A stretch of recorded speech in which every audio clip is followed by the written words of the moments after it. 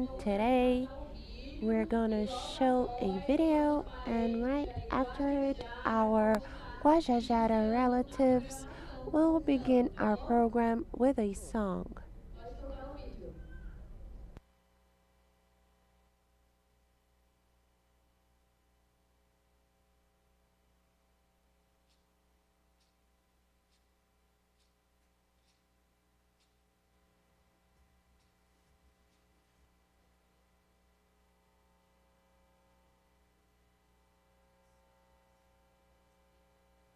Os povos indígenas da Amazônia.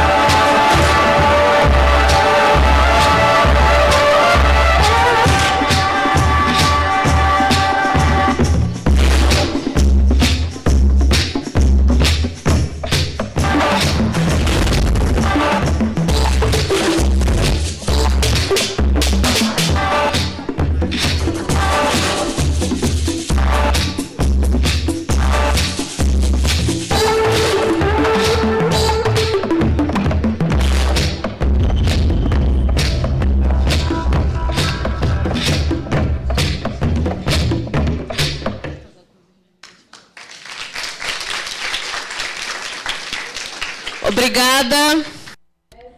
Thank you. This is a video which is part of the G9 that is represented here. And we will now call for our opening session, Crystal, who will sing a song.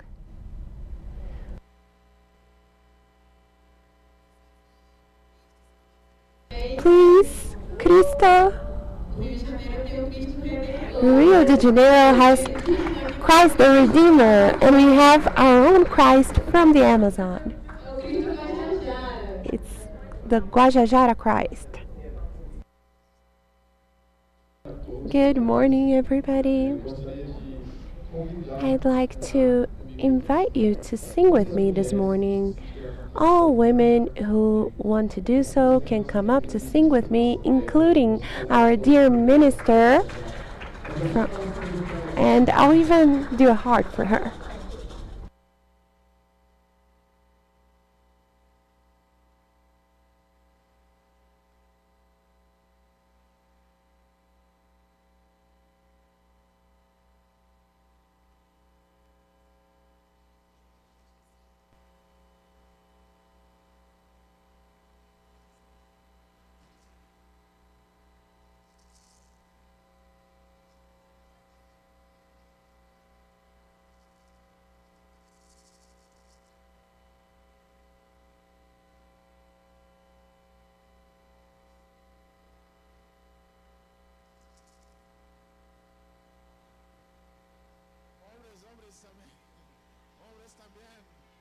Men too. I will now invite the men to come here and sing with us to help me. Ronaldo.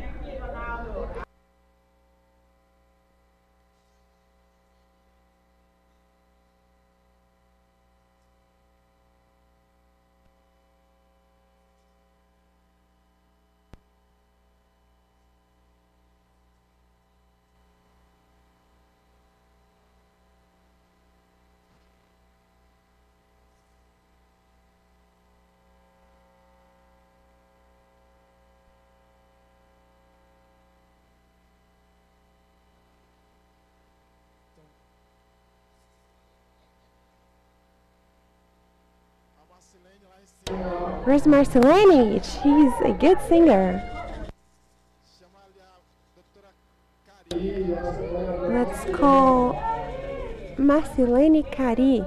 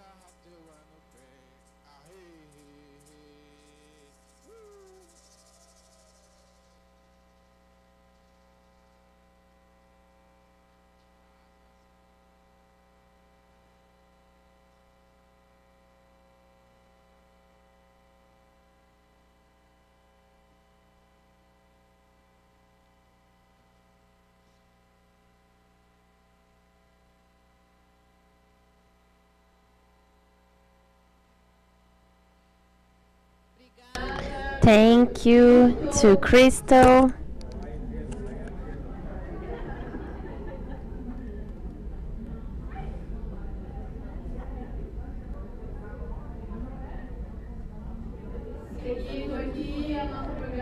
Okay, continuing our program, we're just waiting for people to take their seats after this moment of union, strength, and we are going to begin.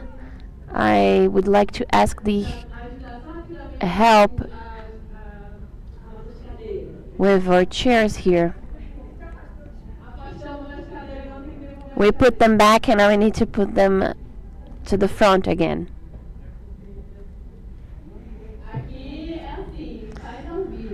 We do things live.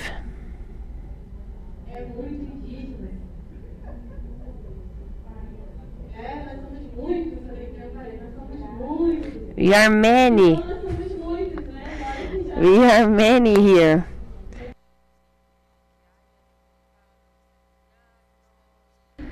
We can still be here with our diversity, so a round of applause for all of us here.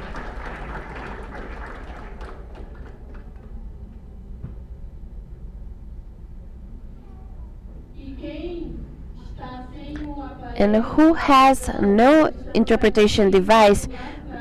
At the back, we have them. If you didn't get them, we're going to have people that will be speaking in other languages. So who didn't get their interpretation device, please, we are going to have people giving them at the back. In all the languages, please. We have Portuguese, English, Spanish, and French. Okay, we're now going to call the participants of the panel from the government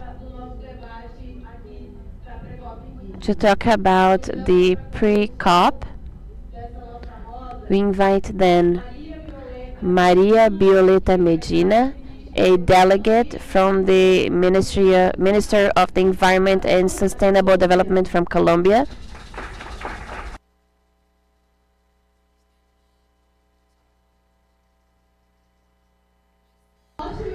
Come on! Stronger! That's it! We also invite to our panel the Minister of Indigenous Peoples, Sônia Guajajara.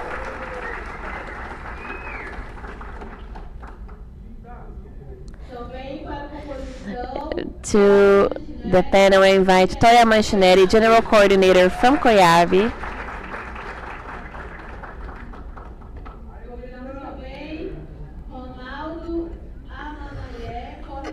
The coordinator of EPIPA, Ronaldo Amanaye.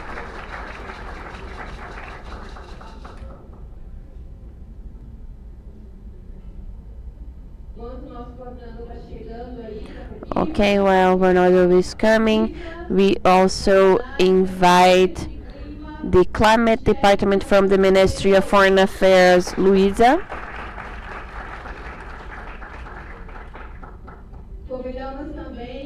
We invite the Special Envoy for Indigenous Peoples, the Caucus President, Sineia Wapchana.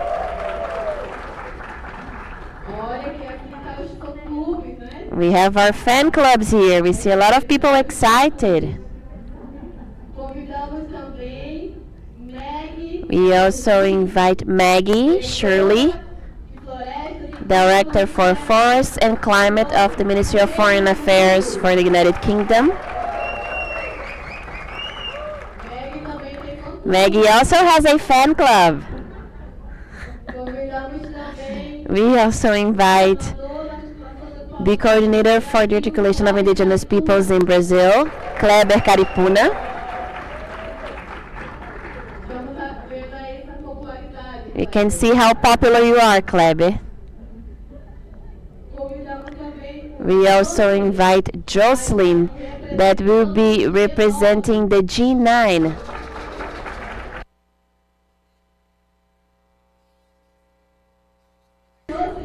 Come on, applause for Jocelyn. Minji. I think our fan club did not have breakfast, Jocelyn.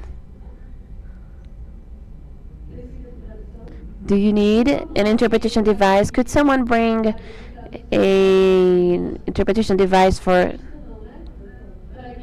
who? Who else needs it? 3 people. Okay, can you guys help us?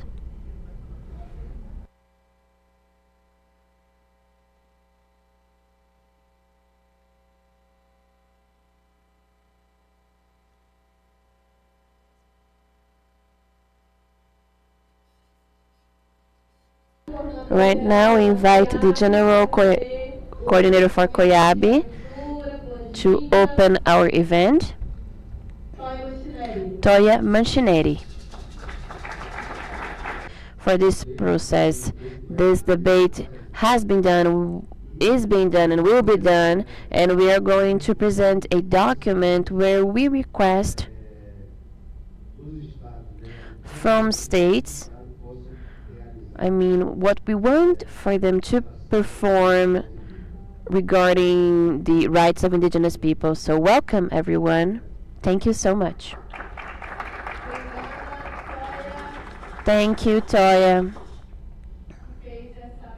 for opening and welcoming everyone in our round of indigenous peoples of Brazil, the Amazon, and our partners from other countries that compose such an important panel with us. To compile what was debated at the pre-COP for Indigenous Peoples, we are going to call Angela Cachuiana, the representative of Coiab at the Amazon Basin, that will contextualize the dialogues that have been performed and also read the letter. Congratulations to Angela. Come on, fan club, you need to be strong. Where is Angela's fan club?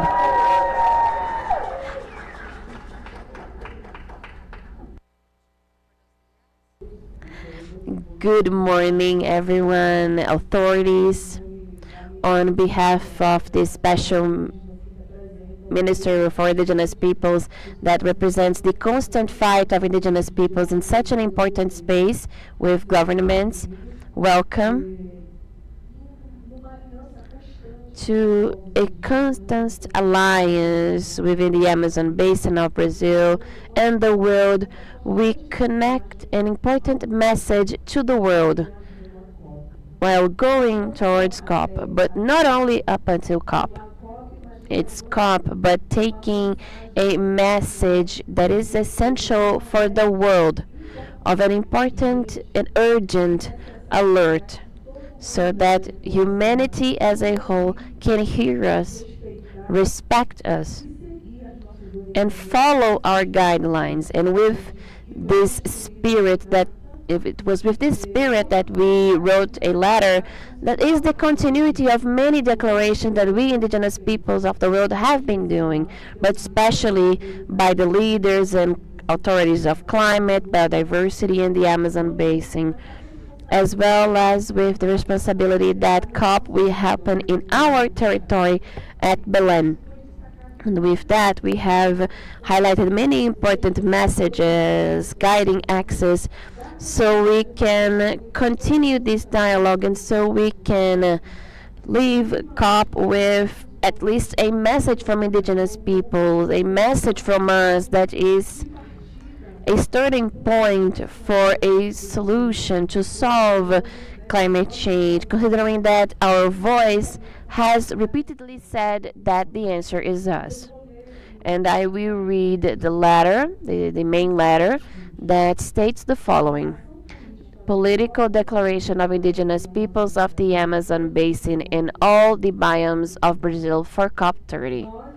We, authorities and indigenous leaderships of the Amazon Basin representing the 9 countries of the region, jointly with the leaders of indigenous peoples from all Brazil biomes, gathered in Brasilia between the June 2nd and 5th, we firmly say we are going to be the hosts and protagonists of the 30th session of the Conference of Parties of the Framework Convention on Climate Change of the UN COP30 in Belém, Pará, Brazil. For the first time, the world will discuss the climate future in our territory within Amazon, where the forest speaks for us, and its voice echoes to the world with urgency. That is vital for the stability of the planet. The Amazon has 20% of the fresh water of the world, stores up until 100 billion tons of carbon, and regulates the global climate. It's at the brink of collapse. The Amazon has lost more than 88 million hectares of forest as a direct result of the extractivist activities, especially mining, agriculture, and livestock production. After the severe wildfires, all the historic records for drought, heat, and the drop on the level of rivers were surpassed, indicating that the forest is closely to its point of no return. For millennia, we have been living and protecting the Amazon, keeping its ecosystem intact to guarantee the balance of climate, biodiversity, and life cycles. We are more than 500 originary peoples, more than 188 peoples in situation of isolation, those who keep the ancestral knowledges that have been conserving the greatest forest in the world, territories that now represent the greatest carbon sinks of the planet. We are life spaces where nature, spirituality, science, and community walk together. Our means of life offer concrete solutions to fight climate changes with justice and effectiveness. That is why we say there will be no possible future without indigenous peoples at the center of global decisions. States must respect our rights, incorporate our ancestral knowledges, and guarantee the protection of indigenous territories to conceive strategies for mitigation and adaptation that are more efficient. With our full participation and representation that is equitative, inclusive, effective, and gender responsive for the decision making process, it's possible to create a new climate path based on the well being, solidarity, and harmony with Earth. To ignore indigenous peoples is to compromise any real chance of facing the climate crisis. That's why we, indigenous peoples and authorities of the Amazon basin and all Brazil biomes, reaffirm our millennial commitment in defending life and fighting against the climate crisis. That's why, through this transborder alliance between indigenous peoples from different countries and regions of Brazil, we reaffirm 6 priority points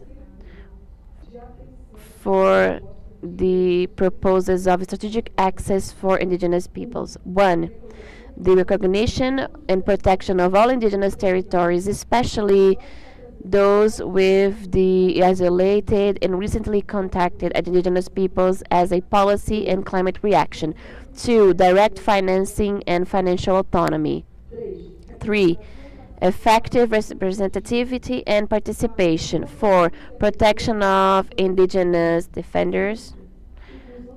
Five, inclusion of the indigenous knowledge. Fifth, inclusion of the indigenous knowledge. Six, zones free of exploitation in indigenous territories. This is the important demands that were built with a broadly discussed scope that was debated and brought here that composes part of important documents that were built within this meeting. So we are, as indigenous people, Amazon basin and other biomes in Brazil, so that we are building, heading, and inviting all other indigenous authorities of the world to be with us going towards COP30. This is the manifestation of indigenous peoples at the first pre-indigenous COP in Brazil, here in Brasilia. Thank you.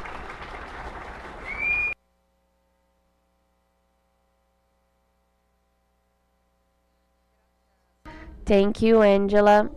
And certainly this voice is made by many voices from our leaders, representatives that came from far, from their territories, to come here and bring these voices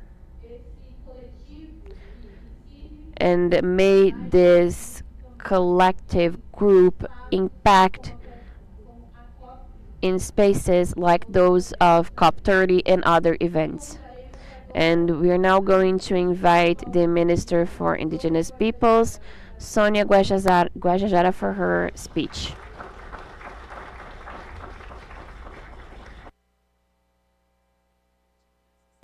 Thank you, Ariane. Good morning, Zanecoem, for those who are Guajajara. Well, guys, it's a huge cause of joy for me to be here participating this morning. I will not greet everyone by name because he was already greeted by Coordinator Toya, so we'll save time here. I'd like to congratulate Coiab for the initiative of hosting this event, gathering everyone on this pre-COP. Congratulations for the document. Very well written document that depicts the importance of the contribution of indigenous peoples for the Amazon, for Brazil, for the planet. And of course, I'd like to mention some people present here, some friendly faces that I see and that I know ever since I was in the presidency of Coiab.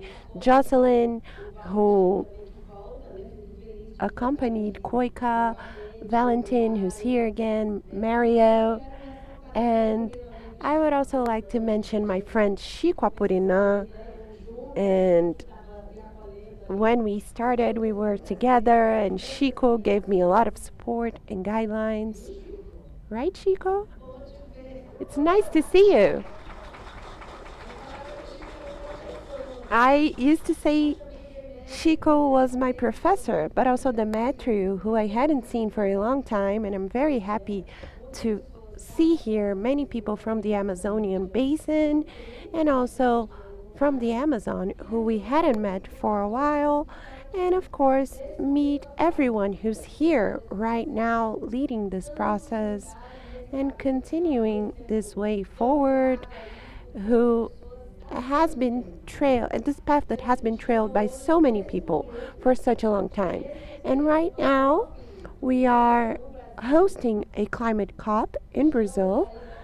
We are in our 30th edition of the climate conference, a global conference that discusses measures to halt climate change.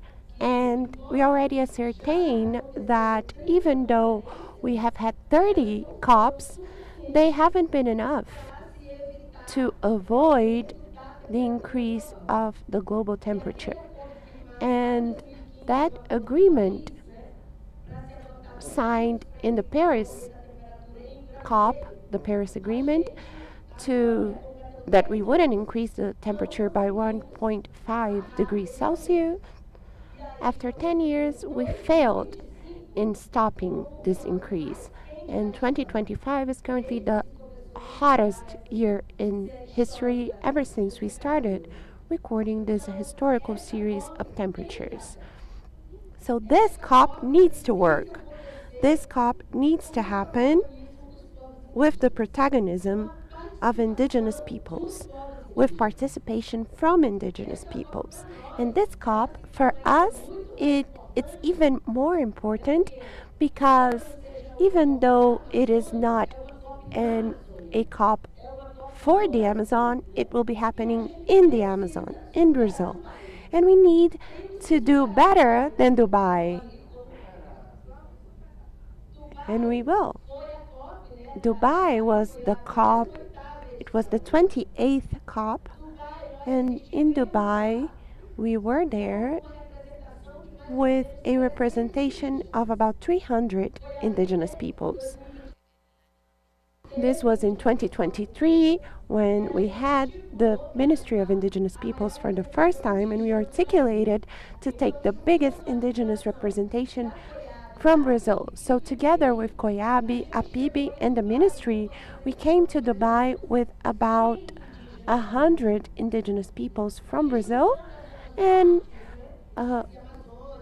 putting together the other parties in the Amazon basin, the other countries, we had about 300 indigenous peoples. So the biggest indigenous delegation in the history of COPs so far was Dubai, 300 indigenous peoples.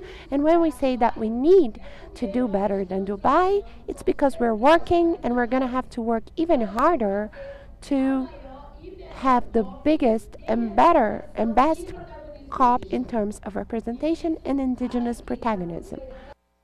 And this has been very well depicted in this letter of the pre-COP and in this act of gathering the countries of the Amazon basin through the G9, and also in the preparations that the Ministry of Indigenous Peoples are doing throughout Brazil. This mobilization, the capacity building, so that people understand what is the COP, and for them to go there and know that it's COP and not cup. People often mistake it and say, what about the cup? So these preparations that we're engaged on are giving guidelines, explaining what is the COP, how do we apply to participate, how can we participate, what are the spaces. Oh, if I'm not part of the blue zone, I'm not participating. Oh, but what are the other spaces that exist where we can expand the indigenous participation and to have the face, the indigenous face in this COP.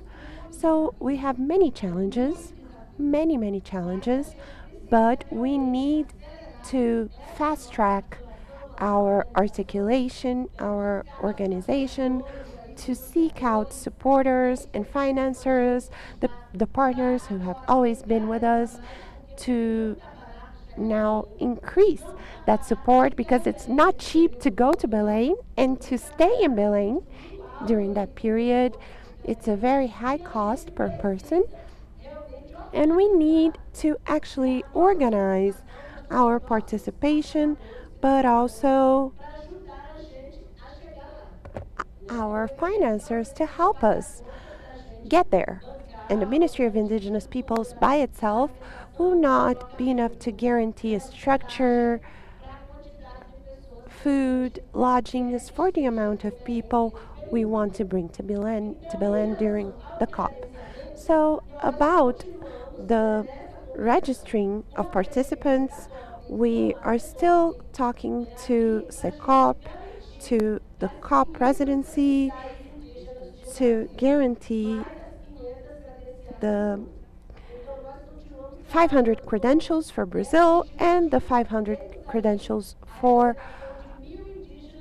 the world. So we want to have 1,000 indigenous people represented in the COP. And then we would surpass Dubai in terms of amount of people. But we also need to do better than Dubai in terms of advocacy. We need to be part of the debates, in the decision-making spaces, and representing the position of indigenous peoples. And for that, we have other levels of participation. We're going to have the 1,000 indigenous peoples with credentials in the blue zone. That's what we have agreed so far. And then we will also have the discussion cycles. And in the history of COPs, it's the first time we're going to be represented at an equal footing as the Ministry of the Environment, the Ministry of Foreign Affairs, and the presidencies of the COPs. Because this presidency, we have had some meetings and discussions, and we have some meetings in the future to define who will be the members of this international committee. And I say this is important because that cycle, in addition of it being on an equal footing as the other thematic cycles, we will also be in permanent dialogue directly with the COP chairmanship, with the presidency. So it will be a very important space for us to mark the global position of indigenous peoples and thus have this direct dialogue space. In addition to the blue zone, where we will also be with this articulation with the presidency to have indigenous peoples in all official panels, we will also have participation from indigenous peoples that are doing the course, who have been training ever since last year. They did advocacy in the biodiversity COP in Cali, in the COP in Baku. They will now be in Bonn as part of the platform, and they will continue training up until COP. And there, they will participate directly in the spaces of negotiation, speaking directly to the negotiator diplomats. And they will be guided by us, by the positions of the cycle, by the indigenous movement, who will also have a unified message within the cycle, and they will be based on everything that we discussed in terms of indigenous contributions. So these indigenous peoples that are taking the course with Tarikatu will have this direct participation, and if it enters the late night, they will be there until the end, and they're aware that they won't be in other agendas. They will follow the discussions by topic, several thematic rooms, and each one of them has already picked a topic. They're studying the topic, and they will be following the debates directly. And then, just to conclude this part, we also have the challenge of lodgings. Us, as the Ministry of Indigenous Peoples, have already had some conversations, and we were able to guarantee this space of a school for the lodging of indigenous peoples. We have a guarantee space for about 2,800, 3,000 people, and there we will also lodge indigenous people from other countries. So we are organizing this. We have also other discussions with the UFPA, because the University of the State of Pará, because that school belongs to the university, to guarantee all the renovations necessary in that school so that we can transform it into appropriate lodging. And we will now conclude these negotiations.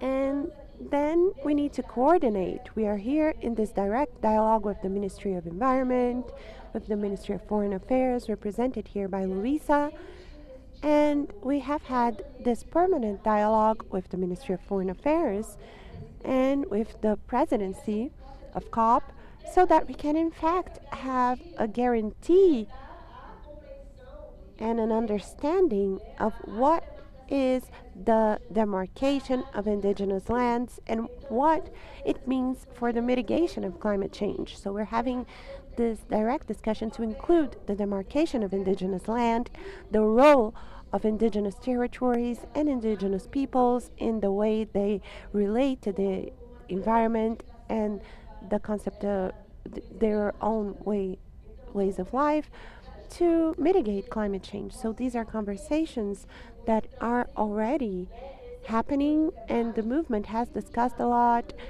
And in a dialogue, a permanent dialogue with our team in the ministry, and I would like to highlight Francisco Nobre here, who has been this person who directly discusses with the movement, with APIB, with Coiab, with the international movement, so that we can always bring the strength of indigenous peoples and of the territories.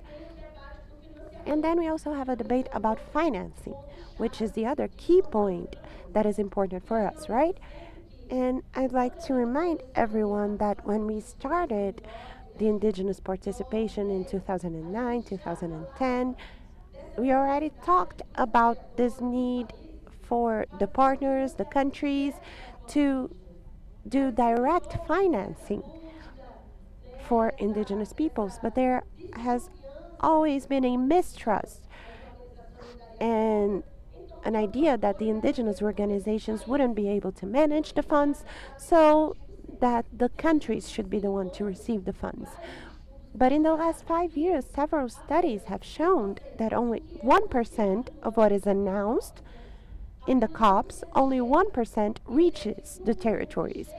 And out of that 1% that reaches the territories, only 1% of that 1% actually reaches directly the communities. So we start a new battle defending direct financing, and we have moved forward with that as well. We are now discussing the mechanisms that we have to be able to receive support and donations. So Norway is already giving direct donations to indigenous organizations. The UK is now starting to engage in direct financing, and so is Germany.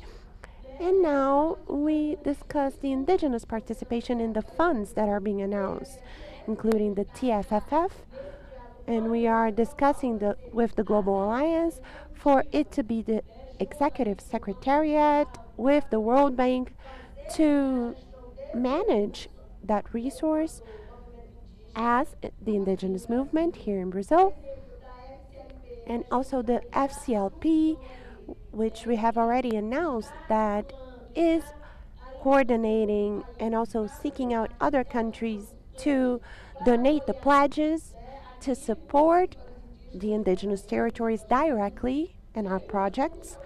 And we also have Podali, for example, which is completely structured and already has an experience that can be expanded of direct support. So we now discuss the donations so that they can guarantee a direct percentage for indigenous peoples and organizations and another percentage for public policies. So we are defining that, how much will go directly to the organizations, but also the governments want to get the funding to implement public policies to protect territories and all kinds of things that we need to do.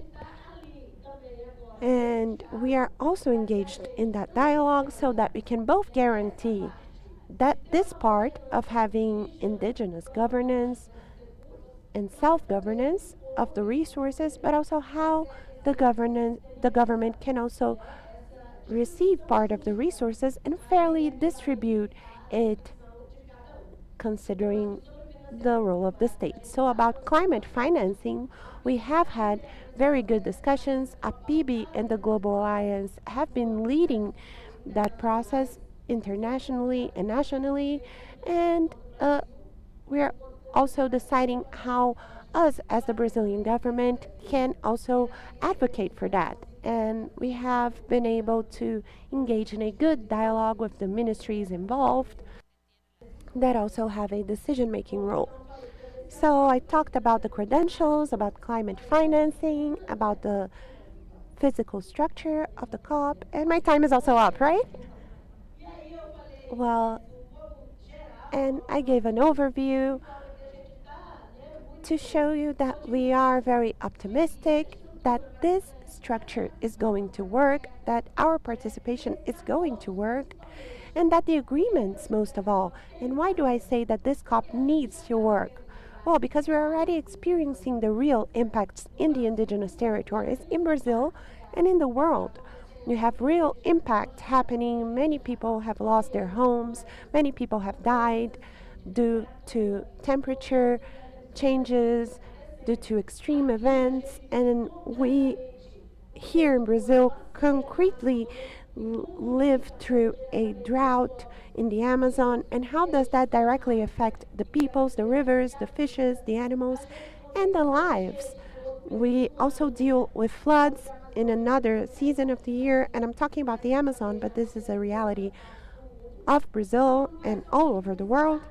So it's not just about thinking about this process until COP, but preparing ourselves to go to COP in an organized, coordinated manner with clear, defined messages, and to do direct advocacy so that the countries can make the decisions that matter for us and sign the agreements that and the commitments that must be undertaken so that we can leave a real legacy, which is the guarantee of the national pacts, the national commitments, and here, and so that we can also uh, pre- ascertain pressure so that the policy can be implemented. And that is the legacy of a COP, the commitment that needs to be undertaken there, what the countries take on, and after that, we use the strength of the indigenous movement to put pressure and to demand implementation, as happened in 1988 when the federal constitution was approved. And that was not enough by itself for the right to be implemented. Immediately, the indigenous movement became organized in 1989 when Coiab and Apoibi were created. The movement became organized so that we would implement the rights and make the rights valid in practice. And we are going through that again. We need to have agreements signed during the COP so that next year we can work to implement the agreements. And what are the important agreements for us? The demarcation of indigenous land, the protection of indigenous land, giving the conditions through the funds so that we can manage indigenous territories, have our national policy transformed into a law, and guaranteeing the safety of indigenous peoples in their territories. Thank you. A round of applause for our minister. Stronger, guys. Okay, let's go more strongly.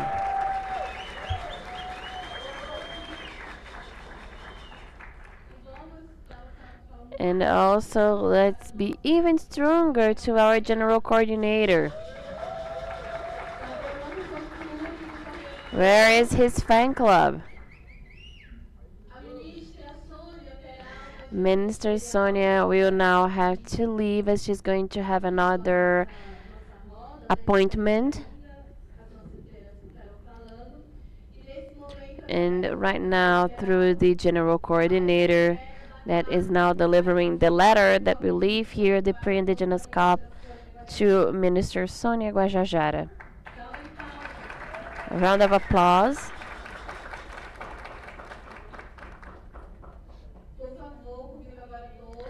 Please, I invite you all for the official picture. All of you on the panel, okay?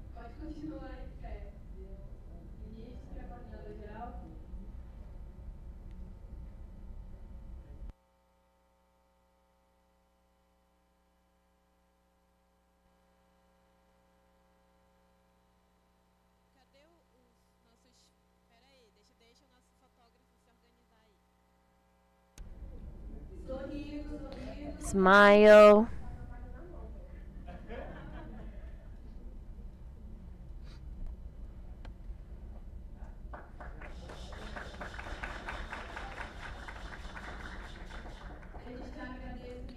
Thank you, Minister, for being here with the indigenous peoples at the pre-cup. Are you going to give her a blouse? Angela is giving her the pre-cup blouse. The minister will now go for her other appointment. But here we're going to have a representative from the Ministry of Indigenous Peoples, Giovanna Makushi. Applauses for her. Also from my state, Roraima. Okay, now let's continue with our panel. Thank you, all of you who continue to stay here on this last day. And to continue, we are going to call now Ronaldo from FEPIPA.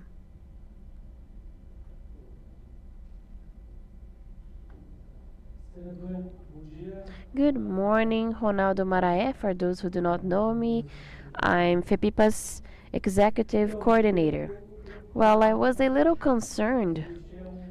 There were some rumors that from 1,000 we would go to 1,500, but now it's only 1,000 posts and 400 for us indigenous peoples.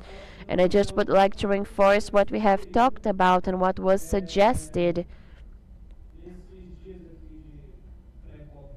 at the pre-COP here. So we can have an important event. We need to occupy the state of Pará. 1 second, Ronaldo. I can speak Spanish. Biodiversity, all of us. Right now, at the state of Pará, IBAMA approved the licensing of that ugly word, derrocamento, which is to blow up all the rocks to leave the canal free for them to go there. And this is really bad. And we were even talking to, where is he? Chico, Marquinho, I think they already left. We were saying that on these rocks that we have in Tocantins, they are the beds, the homes of our biodiversity. And we need to do that. We need to fight. Of course, this significant number that we have of participation within the Amazon COP, it's really little. But we need to be there, even though we are few. We need to have an influence.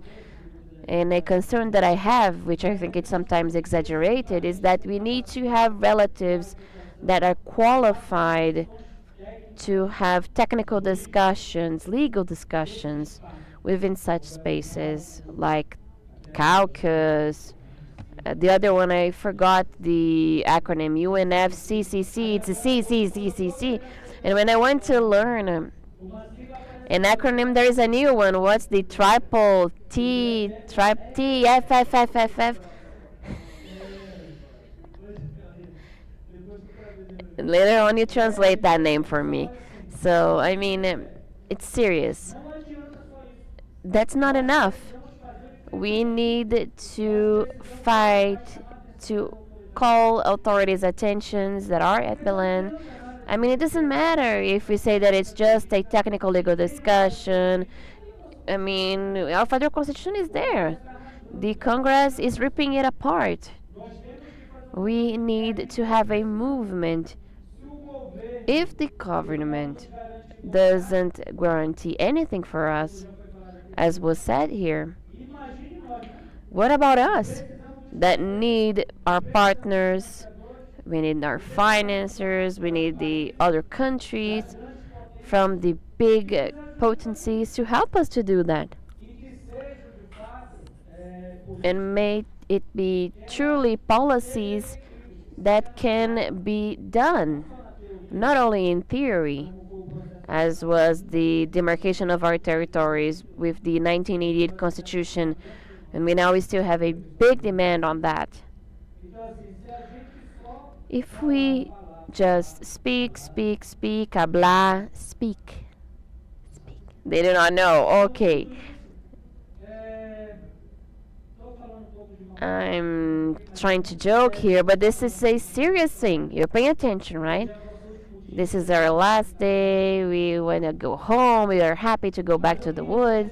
But I would like to leave this message on behalf of FEPIPA, our peoples in Pará, and the President Concita Sobre, and our relative from Pará, Angela Castriana, Mara Arapiuna, representing Omiabi.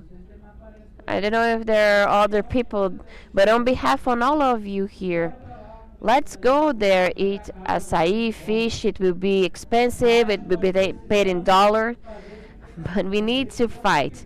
We need to think about something that goes beyond these 500 indigenous peoples from Brazil, and there's 1,000 something in the world. The other 500 actually. We need to give an answer. We need to have a big march to call the world's attention. The answer is us, and if it's us, let's go to the streets in a qualified manner. We're going to do it. To only just discuss things technically won't make things work. We need to fight. We need to resist. Our relatives are dying. They're being dead by the states like Guarani, Coiab. We all know that. And few do that. And we need to advance. But not only saying as I am here, we need to advance in practice. And let's go for the resistance. If at one moment we need to use our our fight, not just using a pen, we need to use our arms, we need to be together doing things, okay? May you have a blessed return. See you soon. Thank you, Ronaldo. And açaí is going to be paid by FEPIPA, right? This is an agreement. After we leave here, you should remember that. I will say, like Ronaldo, I'm joking, but it's serious, okay? Now let's call Apibi Kleber Caripuna. Apibi's coordinator, Kleber Caripuna.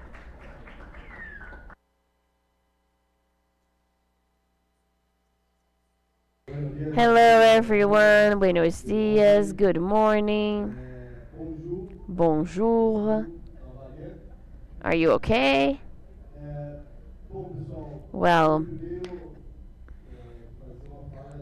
I first would like to say that I'm really happy and to talk about the connectivity that we have within this process. I have been seeing our pre-COP, and well, I would like to congratulate Coiab on behalf of Toya and all the executive coordination of Coiab, the colleagues from the G9, COICA that have helped on this process.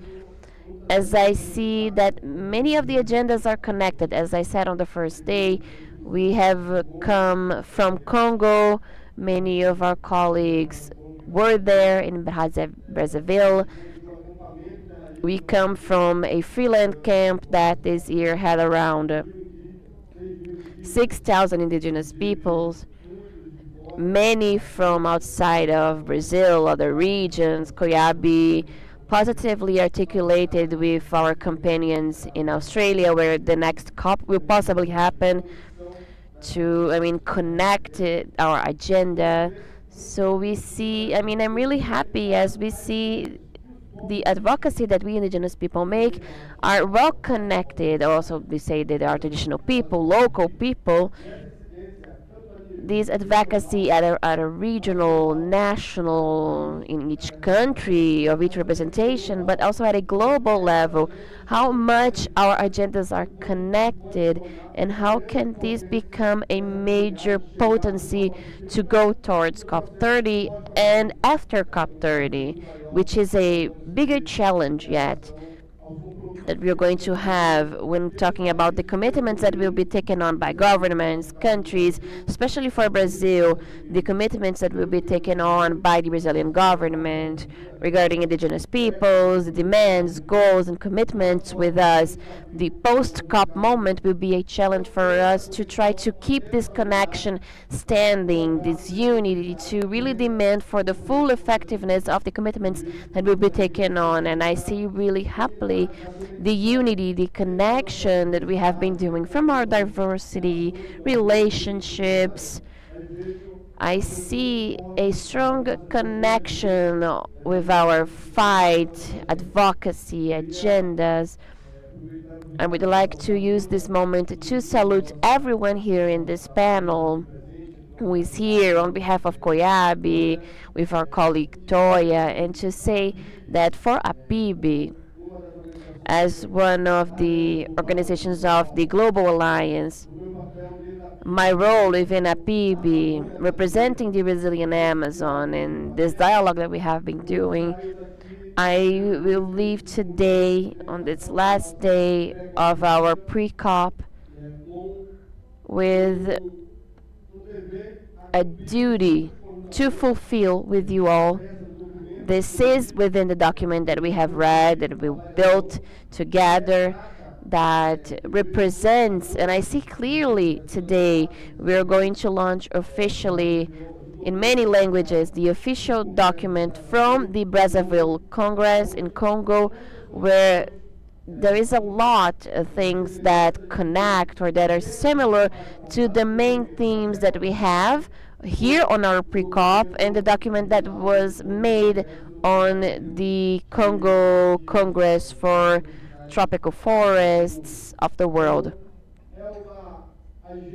It is an agenda that connects, and we as indigenous leaders, men, women, organizations of each country, be it at a national, regional, or global level, should have the commitment to go to COP30.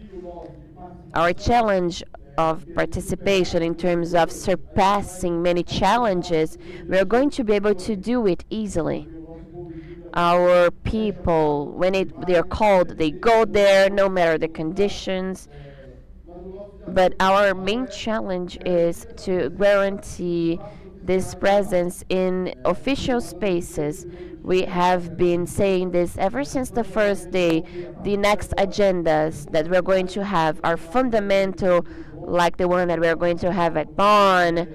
Our colleague Sinea, the representative for Latin America in Caucus, our envoy, will be there with our delegations. I believe that each region or country will send at least one leader for Bonn. For Brazil will be doing it, Coiab, APIB, the Global Alliance. We need to impact on these spaces. For example, at Bonn in 2 weeks, or less than 2 weeks actually, both on the debate of the platform, the caucus debate, the substa debate, so we can continue with this conversation. We can't stop. If it's not me going, or Toya, or Sinea, or Patricia, or Angela, who else is going to this? We'll need to take this one voice. That's why I talk about the connection of agendas to mirror what we are doing regarding the documents that we are creating at a global, national, regional level, or our main agendas. We need to take these instruments and documents that we are creating and use it as our political basis of discussion, to take it as a one voice up until we go to COP30. After the Bonn agenda at Germany, we are going to have some strategic meetings on the London Climate Week, where we are going to also have representatives there. We are trying to build some alliances in London to go there with the objective of continuing to strengthen our impact, our advocacy. Yesterday, we positively talked, thinking about our participation at COP, with our companions from the social movements that belong to the Summit of Peoples. This is an important connection that needs to be strengthened. COP will be in the Amazon, but it's not of the Amazon. But we have a fundamental role and important there to have this debate on the protection of ecosystems, biomes, biodiversity of the planet. The role that we are performing here, once more, congratulations to Coiab, G9, the organization of this event is precisely to raise our voices so that at COP we have the protagonists of this debate participating in this official space as it is being articulated for us to participate with approximately 1,000 indigenous people at the blue zone. We're talking about the blue zone, so this is already to triple the amount that we had at Baku, Dubai, and we are talking about approximately 3,000, 4,000, we don't know how many, for participation at a global level at COP as a whole. And I have been saying that the space of COP as a whole is not only the blue zone. Blue zone is really important, but the green zone is as important, and we're going to have participation and impact on the green zone in the space of the Summit of Peoples. This space for the indigenous movement in Brazil is really important, and many other people will be there strongly with the other social movements to show to the world that the fight of traditional communities, indigenous peoples, and social movements against all the atrocities that are happening not only in Brazil but in other corners of the world against our territories, the rights of indigenous peoples and local communities is fundamental to have such unity for COP. And on November 15th, at COP, we're going to have a great march that will gather between 15 and 20,000 people of the People's Summit, calling the big social movements march, and the motto will be the answer is us. So it's important to come together as movements, as communities, to make a difference in COP30 and in the post COP30. So this is the challenge, and we will continue with our fight. Thank you.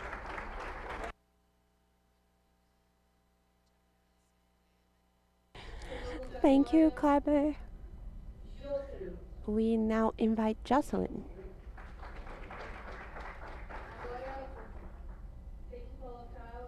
So you will need to use your interpretation devices. Okay?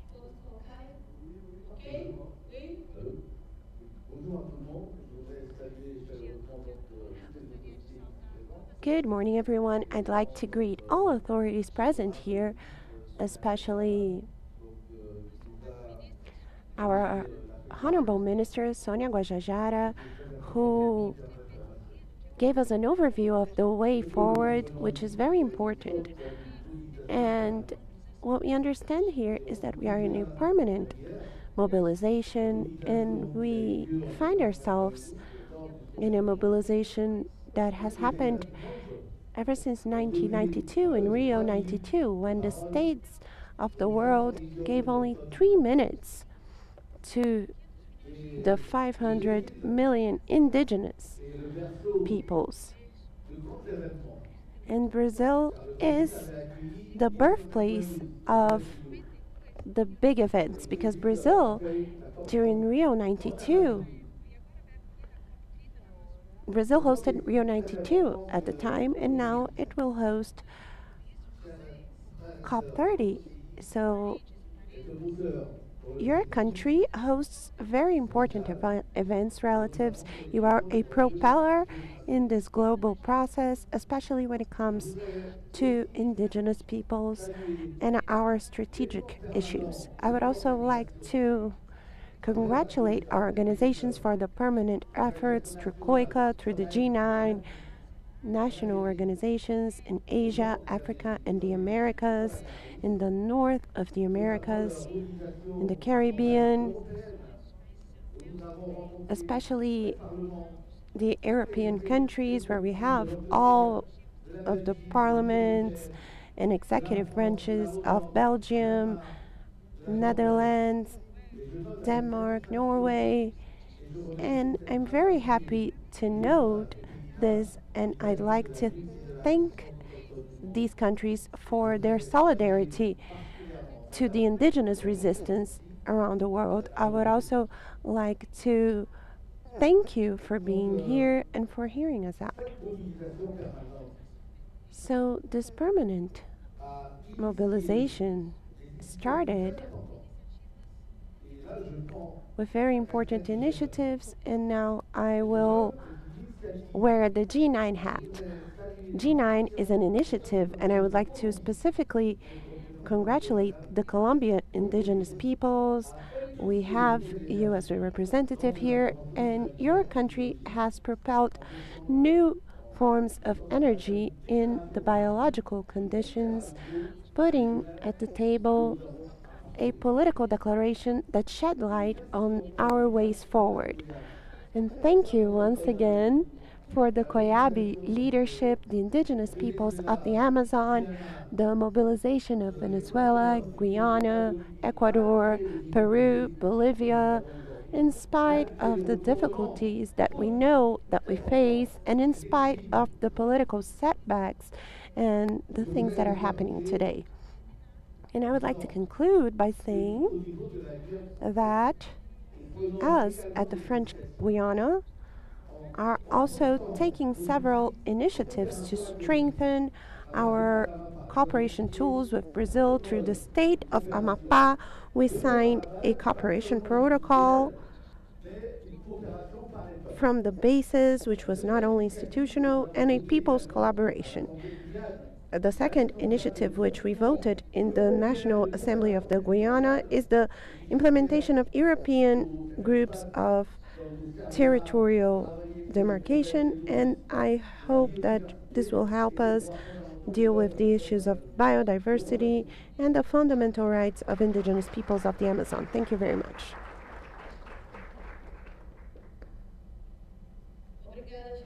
Thank you, Jocelyn. And with the very important intervention of Jocelyn, we will now pass the floor to our special envoy, Sinea Wapishana.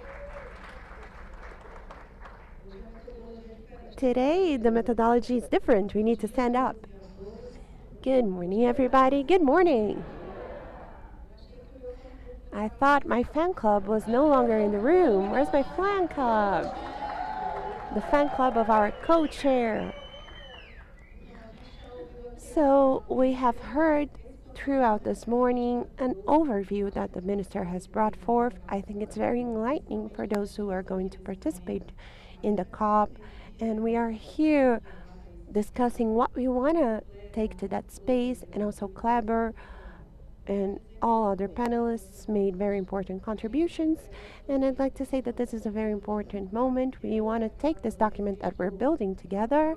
And I gotta tell you that I'm in the caucus as vice president. I'm a special envoy, and here I'm speaking to the indigenous peoples, but I'd like to tell the partners as well that we are together in this path. Always remember that the partners who have helped us be in this space, and we currently have a representative from the UK with us, and it's very important to know that the partners have always helped us reach such important spaces. We know that these spaces were built by many hands. We start with ECHO 92, and we are now in COP30, and COP30 is being hosted in Brazil.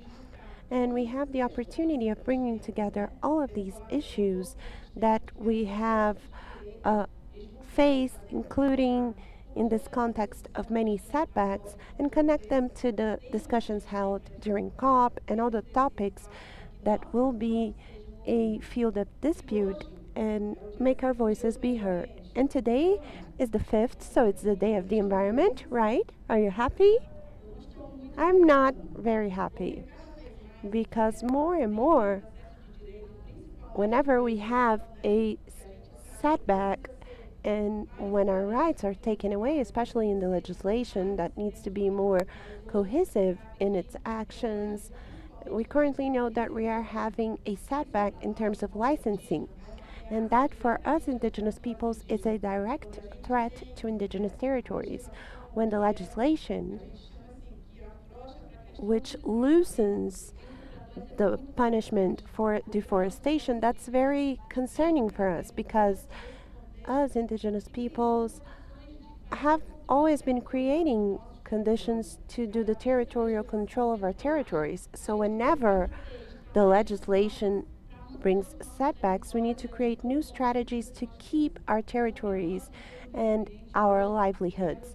So on the Day of the Environment, I would like to express my dissatisfaction in relation to this very frail piece of legislation which impacts the rights of our indigenous peoples. Do you agree? It's very important that we express our dissatisfaction today.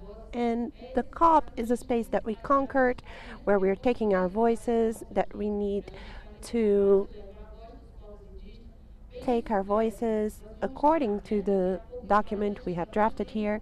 And like Kleber said, we should always remember that all of the agendas we have until COP30 are spaces to do advocacy. And there's a very beautiful word that we need to remember amongst all of us here, indigenous and supporters. It's union, because union makes us strong. And in order to unite, we need to hold hands and take the documents we write to these spaces. I will be in the caucus, and before coming to Bonn, I will go to Oslo. There will be a big meeting there about COP30, and the ambassador invited me personally, and I will be taking our documents to that space because these documents are our voices, and these moments are moments where we implement all the work that we are doing here and where we bring the voices of everyone who discussed here and the voices especially of those who are back in indigenous communities, expecting that us who are in these spaces can defend our rights and take our voices with us. As a special envoy, I'm very close to the COP chair, and now we have documents where we can present and say these are the claims of the indigenous peoples, and taking the documents where in the spaces where we are building the methodology of participation of indigenous peoples, and both the people who don't have credentials to enter the COP and also those who do, I want to say that these are legitimate spaces. We will both be in and outside because the movement belongs to all of us. We are the ones who do the movement to guarantee our rights in this space. I won't speak too long. I think this is an important space. It was an achievement. This space wasn't freely given to us. We achieved this by many hands, and we can do advocacy. Oh, are we going to deal with health during the COP? Well, we're being impacted by high temperatures. How can we connect that to the discussions that are happening in that space, especially in the blue zone? I want to tell you that we must do our homework with our negotiators in Brazil and to know what they're going to say in these spaces and how we can take our demands. Let's give them the letter. They're negotiating each topic. So every topic that we have in our communities and any indigenous peoples that's representing us, we need to do advocacy so that our claims appear in the final COP document, because they will be the basis for climate policy all over the world. Thank you. Thank you, Sinea.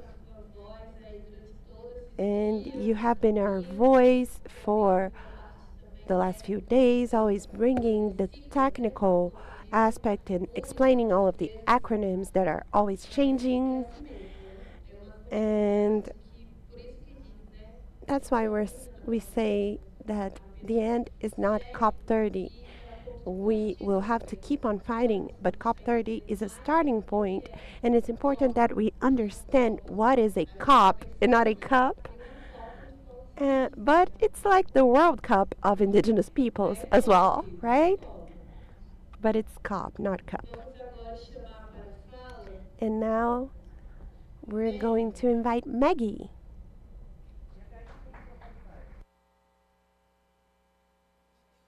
Da Maggie. Where's Maggie's fan club? Thank you. I'm going to keep this really short. I hope everybody's got their headphones on. I think countries of the global north have had enough time on stage, so I don't want to take up much. I wanted to extend my gratitude to all the authorities, to the organisations, to the individuals who have made us so welcome and shared this space with us. This last 2 weeks has been really special for me, first in the Congo and now here in Brasilia. One voice is very hard, is easy, to ignore. Many voices singing the same song is impossible to ignore. And so coming together around a clear list of priorities will make it much easier for us to take that message. Other speakers have said before me, it's really important that we extend the hand of friendship. And personally, I will take you all back with me in my heart. We're facing some of the most important global challenges the world has arguably ever faced. And I think you have made it really clear this week that Indigenous peoples really are the answer.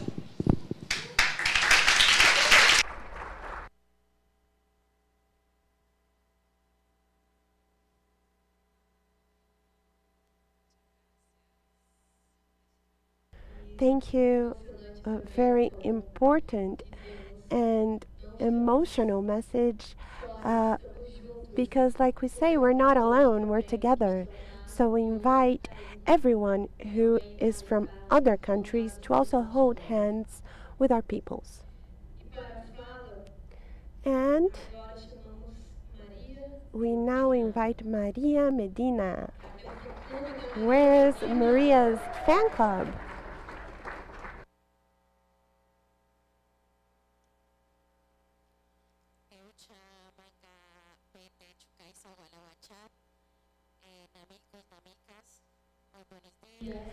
Good morning, my friends.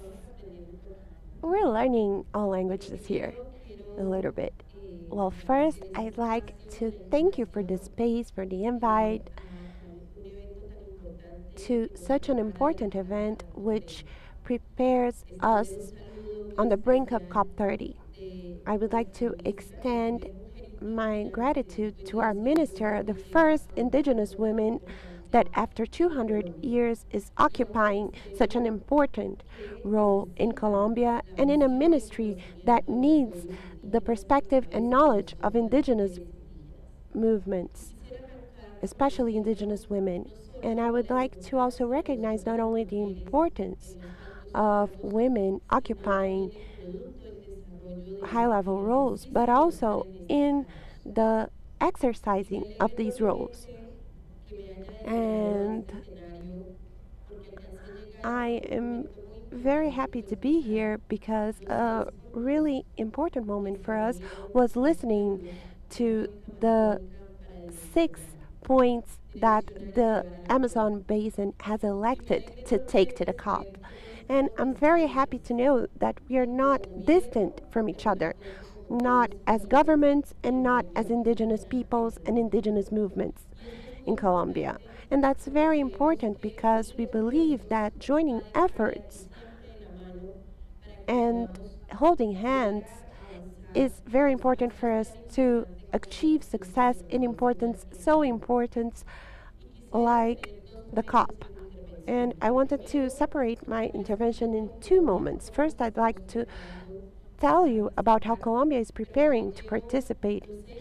And the 6 points of that document are very connected to what Colombia is thinking, but I want to tell you how we're preparing. And for the first time within the COP framework in Colombia, we have been participating with a delegation that allows indigenous peoples to be in a negotiation scenario. And I think this is a significant advance that us indigenous peoples and the rest of the countries and member states need to continue demanding, allowing that indigenous peoples be in the blue zone, be expressing our voices, and be a part of the negotiation exercise, because that's also where we can show all of our ancestral knowledge to continue safeguarding what we do as indigenous peoples. So it is fundamental that this strategy that is not a unique strategy, because we are wearing the shoes of a government of transition, and we have achieved effective participation, and this hasn't been easy, but it was because of the strength of the indigenous movement of Colombia to achieve this participation and this delegation. And why not gender representation as well? I think us women also need to be in that delegation, and that's why in this negotiation that we hope to have participation both in Bonn and also in COP30, we will have the participation of indigenous peoples, but also of indigenous women. And I would like to emphasize this, as I believe it is extremely important. If we ourselves don't talk, who is going to speak on our behalf? Who will continue to take care of everything that we take care of as this secular treasure? Another important issue is the pavilion. Colombia will have a pavilion, and we hope that there we can articulate all efforts of indigenous peoples in Colombia so that they have their own participation, can make their presentations, and keep these important relationships standing still within negotiations. It is important to be at this blue zone, but it's also important to be able to meet as indigenous peoples, brothers and sisters, and create our strategies. I believe that, COP30 will last for 1 week, but our fight to take care of the nature, territories, have always been constant and will continue to happen even when we are no longer here. I believe it is fundamental to use these spaces as a strategy. Colombia is attempting to have this pavilion and create this synergy with articulations, and we have also been able to, and you know really well, that Colombia has foregone a synergy within these spaces at COP16 and COP30. It's important for Brazil, indigenous peoples of Brazil, Brazil's government, for all of us to join efforts to continue to think about the synergy of these spaces that walk hand in hand. They should be a response to everything regarding climate change, and I believe that this is really important. Another important theme that Colombia is thinking about currently is the need, and this happens thanks to the presence of having an indigenous woman, so we have the need for having women participating, indigenous women. The territories are an answer and an urgent action.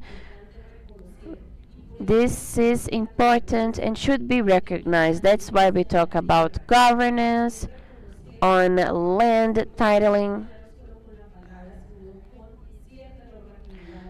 and we should recognize the territories of indigenous peoples through our norms and recognize the role of indigenous peoples. And we have here the point 3 that was mentioned,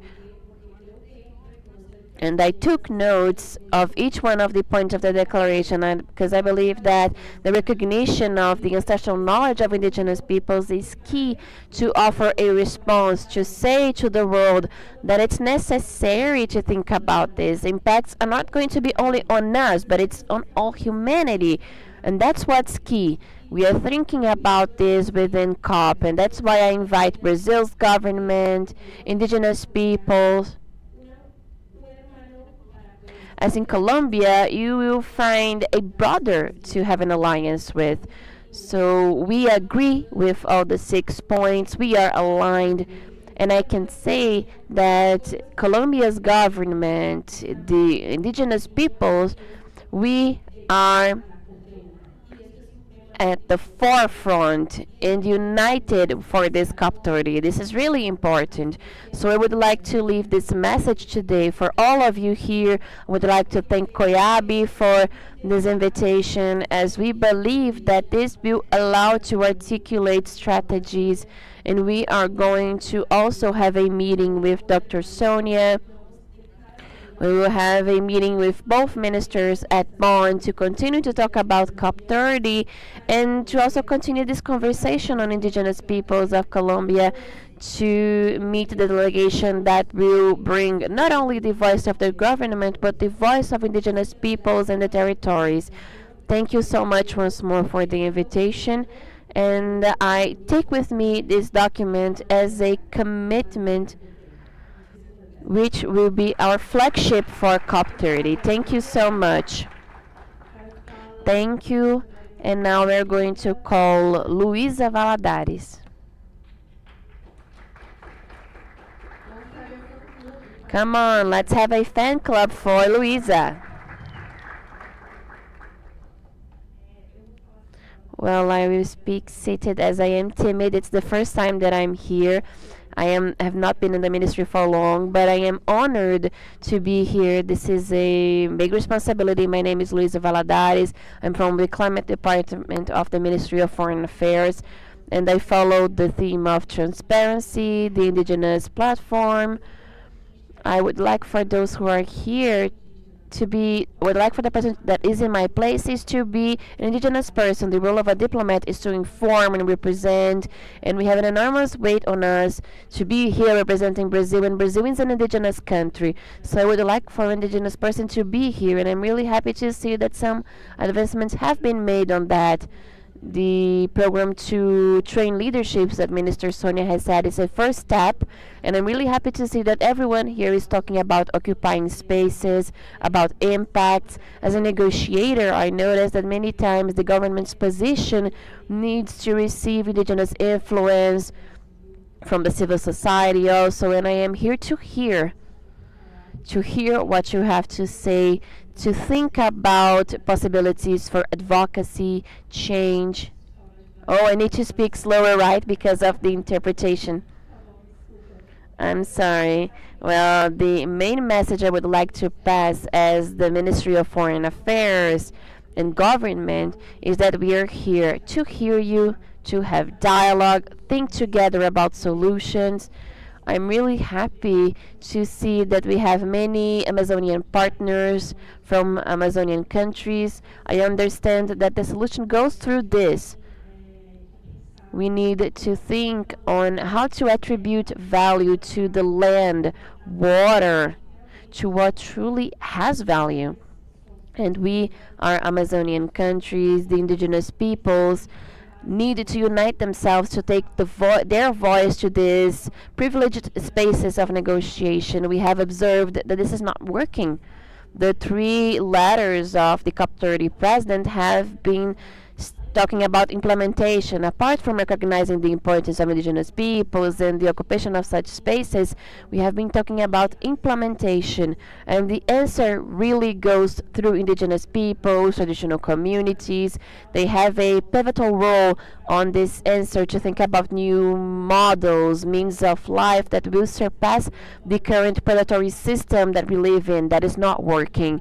The Paris Agreement, the last global stocktake of the Paris Agreement. I'm going to bring some technical terms here, which I think it's important. Those who are occupying such spaces do it in a qualified manner. It's important to have them, but it's also important for the presence to be qualified, for them to understand the technical terms, the language of the conventions that unfortunately for now it's still English, but I see that the Ministry of Indigenous Peoples has been working to have translation and interpretation so that those who are there can understand you, and from this can allow for you to participate. This is something that we have built.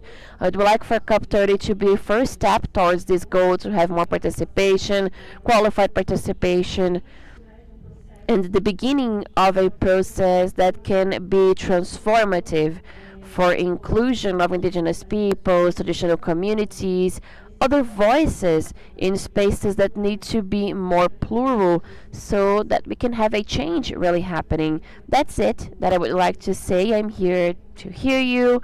I'm thankful for being here. I hope that things can be transformed and we are together in this partnership to really change things. Thank you so much.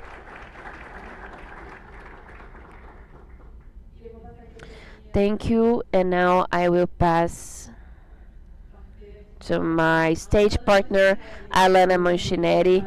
Good morning, everyone. I would like to use this moment before closing the panel with our general coordinator. I would like to salute all partners. Raise your hands, all Coiab partners. Where is the fan club of Coiab partners? Thank you so much for being here with us. I also would like to salute the authorities, representing authorities. Mr. Simon, the interim chief of the Canadian Embassy. Where are you? A round of applause for him. Thank you for being here. Mauricio Nolan from the Irish Embassy. Thank you for being here. Mariana Galvão, advisor of the Environment Climate Team from the Climate Initiative from the Norway Embassy, Norwegian Embassy.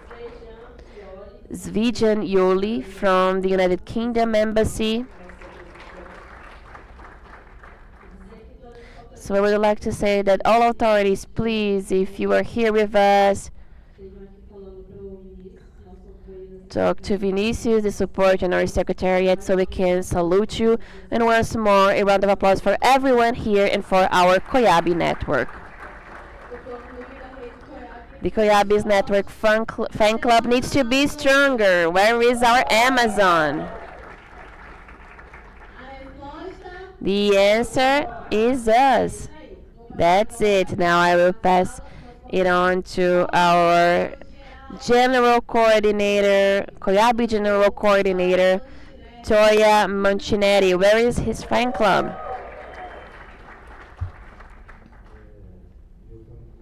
My fan club is small. I only have 4 followers. Let's increase them. Well, I will first talk leisurely, then I'm going to organize my speech. First of all, thank you all for being here. Our partners, our relatives, the presidents of the 9 organizations of the Amazon Basin, the president of the Coiab network, as this is a moment to build things, pathways, connections, and to say to Ronaldo that we have many challenges we should work on. But for those who have the same partnership as we have, difficult things become easy. Even if now we need to know how to use such spaces, which is the space that the Ministry of Indigenous Peoples is building through our indigenous negotiators. This is an interesting space to sit with the young, with the indigenous movement, to see the letter and say, well, this is the path we're going to follow. We have another space, the one that is Caucus, where Dr. Sinea is at, which can and will make this connection with us. The UNFCCC, the president of COP, we have the spaces with our partners that can also come to the go to the presidents and say, well, the Declaration of Indigenous Peoples of the Amazon Basin, of Brazil, of other countries, this is it.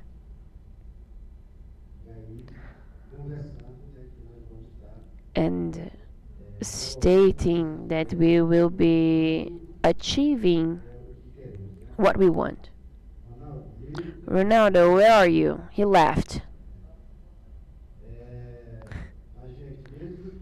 I mean, even if it's among 100 accredited people at COP, our mobilization has never been about COP. Okay, now it is, but if it's necessary for us to put 1,500, 3,000, 6,000 of us, we need to go there. Many people are asking, oh, where will Coiab be at? And I say, I don't know. The President Lula, when he was at Baku, he said, well, we're going to have a COP at Belen. We have no structure. We're going to have to talk below the trees. Thinking about what he said, if we have no structure, but the minister has already shed a light to us that we're going to have this space. But I mean, our fight has always been with body to body, seeking our rights. And it won't be now that we're going to run away from the commitment that we have with life, with the world, with the planet. And this commitment needs to go through all this planet. As all of us have responsibilities with this planet, with life, with the future and the present of our children, grandchildren, great-grandchildren. I am already a great-grandfather. So I would like to leave a good planet for my children, for my grandchildren, great-grandchildren. But I can do this by myself. Indigenous people can't do it by themselves. This needs to be done by all of us. That's why we are inviting everyone to be with us. And on the 19th and 21st, 20 and 21st of September, we, the Amazon Basin and the Pacific, will have a big mobilization towards the defense of our planet, the environment, and our rights. Our partnerships have begun at ADL, the Freeland Camp, one of the greatest assemblies of indigenous peoples in Brazil. And there we have invited Australia and the Pacific. And they sent us, I will never forget. They have said the following: if the Amazon calls us, we will be here to fight together, and as Kleber said, to make this connection. So be ready for us to mobilize ourselves with the Amazon Basin, the Pacific, and seek the relatives from other continents so we can consolidate our alliance as indigenous peoples of planet Earth and seek new allies for our fight to grow even more. And states and governments are important to observe what we are doing towards all of us, for all of us, to facilitate the exchange among indigenous peoples from other continents so we can build this alliance and strengthen what we are already doing and strengthen the idea that we must lower the planet's temperature. Because otherwise, how can we continue living?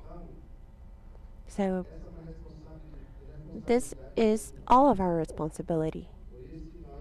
And that is why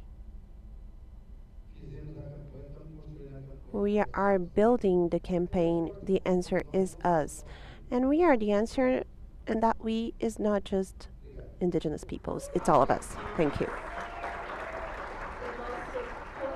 A round of applause to our Coiab General Coordinator. I would like to take advantage of this moment because our representatives and authorities were not here on the first day, but our Coiab Coordinator opened the panel saying that Indigenous peoples are here to teach because we have already been protecting our territories and the planet for a long time.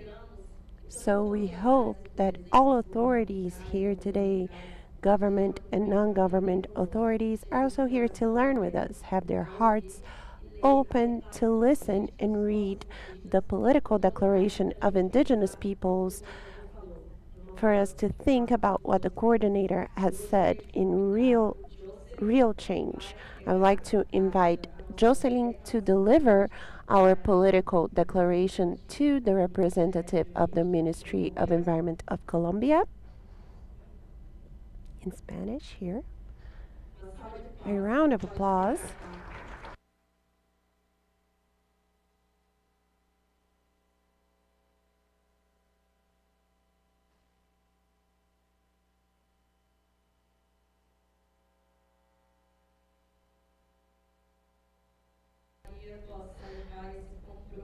And I hope Maria can take that commitment and that declaration to bond and bring us good news about the declarations and negotiations. I would like to invite our co-chair, president of the caucus in Ayahuasca, to deliver to Luisa, the representative of the Ministry of Foreign Affairs, the Portuguese version, with a commitment that the ministry can support us in our negotiations and add to the texts and the letters of the COP30 presidency that demarcation of territories should be a climate policy. Thank you. I will invite Coiab to give our political declaration to Maggie, representative from the UK, to further strengthen this unity amongst our Indigenous peoples with the UK.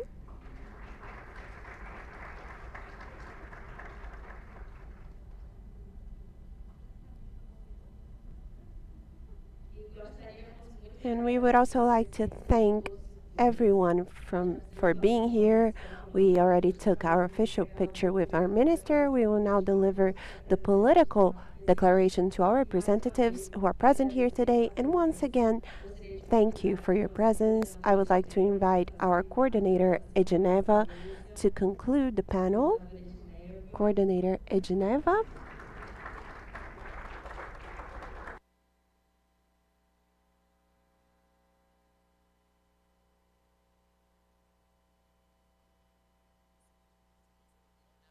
A round of applause for Edneva.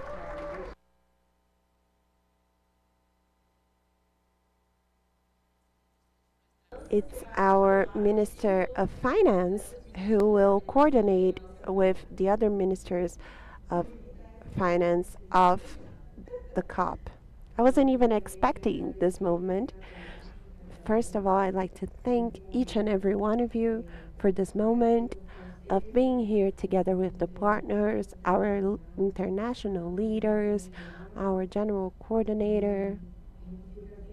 And we're very emotional to see how much we suffer with global warming, and still we also need to be here far from our families, far from our territories, to bring our voices from our ancestors and to show that we are connecting with nature, but that nature is not being respected, it's not being heard, and we are here to resist. And we need to be heard. And in that resistance that we're doing here, we represent those who are also no longer among us. This is a continuous fight, and we remain strong. And when people didn't know how to read, we followed the time with the calendars that we have in our territory, but we say we need demarcation, but we also need that our lives be respected, because if we don't have the sense of protecting the people who are at the forefront, who do we care for? We should care for our mother natures and also for our women who are at the forefront, who are being threatened, who are often killed, and that is often not shown. And I'm very saddened to see the invasion of our territories. Often our lives are not cared for because us women are the ones who are leading this mobilization. So I want to speak out on behalf of the fight of women in all of the spaces we occupy, and we see how much we grow beside our men, and we see that we are also capable. So we're here to show that women are strong warriors, and we cry? Yes, but we also see men cry because they miss their families, because they miss their women. And you know why we're here? Because we need to resist, because the answer is us. Yes, we are. But this planet still doesn't believe that. We suffer a lot with discrimination in all forms, but we never put our heads down. We are here exposing ourselves, so this is a very important moment. And I'm also happy to see that us Indigenous women, Indigenous youth are leading. We have Alana here, we have Ariel, and these are people who contribute to the movement, the youth movement. So that was it, and thank you to each person. If you need to go back to your countries, well, your families will be happy to see you when you come back. And we're also happy when we're away from our families because we are still connected to our territories. They always remember us. And when we travel, we also find other families who can make us feel welcome. And this is important for us Indigenous peoples to feel love for each other and to find good people in our path. So that was it. Thank you to the panel, a wonderful panel filled with relatives and non-relatives. And we want to join forces, men, women, young people, children also. Sometimes we bring children. Today I didn't see we didn't hear the crying of the baby, but when we listen to it, we miss our own. Angela said that the same pain that the baby feels when they cry, we also feel, and we're here for them. We build this path for them to walk on. They will later on look and see my parents were part of that historic process. So that was what I had to say. Thank you. And that's it. Thank you, coordinator. Can you please take a picture with us, with our representative from the Makushi people? And I would like to say that we have a coffee break just outside for everybody. So let's take our official picture, Louisa, Jocelyn, with our representative from the Makushi people. I'd like to thank you for the presence of our partners, our Coiab network. If you're with us in our social networks, in our live and Instagram, YouTube, I'd like to thank the Coiab team, our rapporteurs who wrote our political declaration. I'd like to thank the interpreters who were also here with us, and I'll speak more slowly because I just remembered them. But everyone who was here collaborating, like our coordinator just said, we can't stage an event like this alone. We need to join our strengths. We need also our Podali Fund, who's here with us, and a round of applause, and you can go to the coffee break.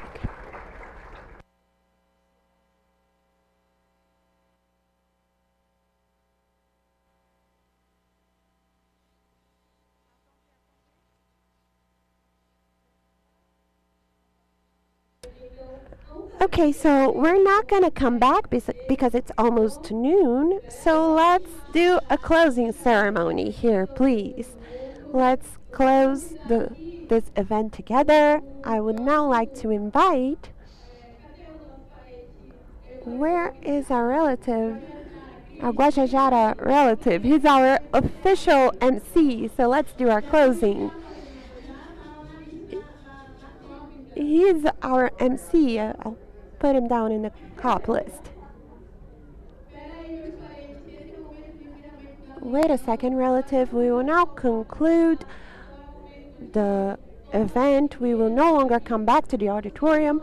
So we will just do an official closing so that if you go back to your territories, go back strongly and also reflexive and thinking about what you brought here, your collective voices, the debates, the dialogues, so that you can also do advocacy from now on back in your states and in your countries for each and every one of you, okay?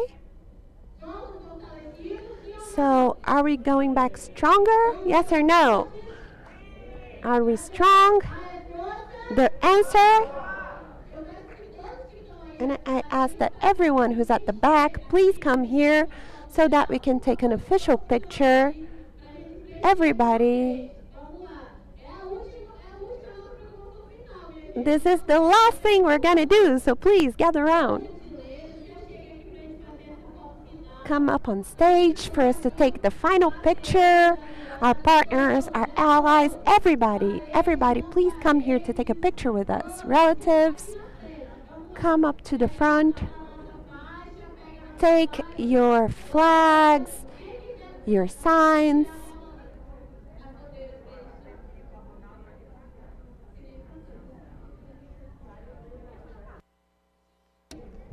Guys, if you could please, each country get your own flag for us to take a picture. If you could help us with that, technical team.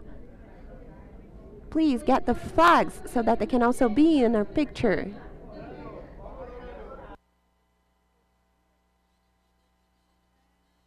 Please take your flags.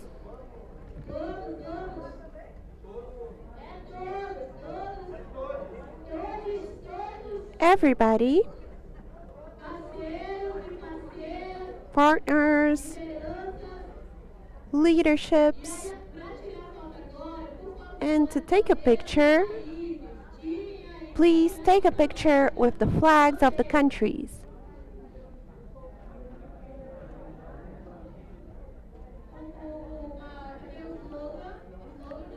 Where is the banner? Guys, gather around, gather around. There, we still have some space. What do you think, photographer?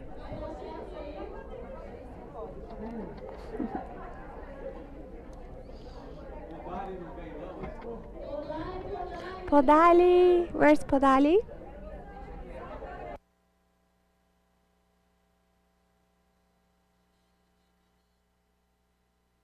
Podali gonna join us?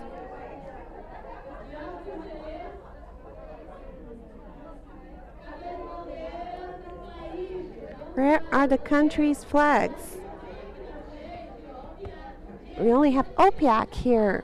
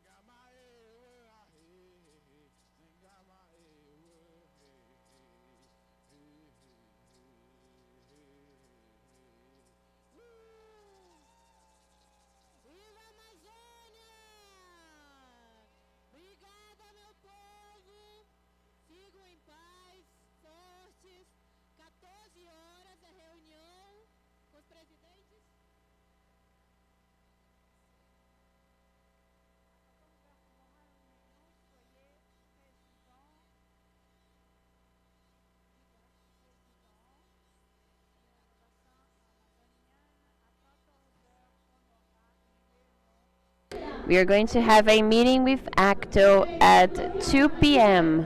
here in this auditorium, okay?